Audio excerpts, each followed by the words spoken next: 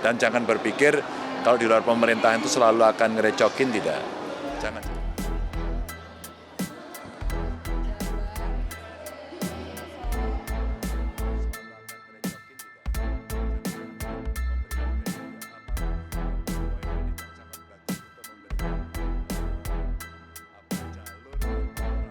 Kalau terminologi Bu Mega, kita memang tidak ada koalisi atau oposisi dalam presidensialisme gitu ya.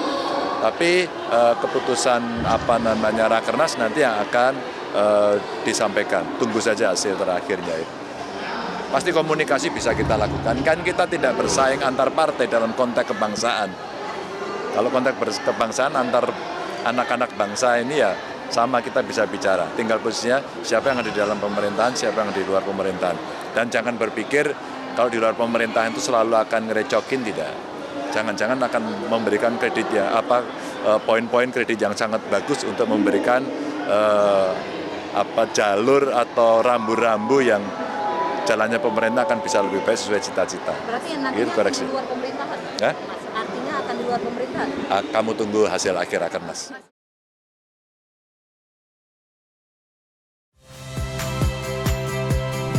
Saya Rahmat Ibrahim.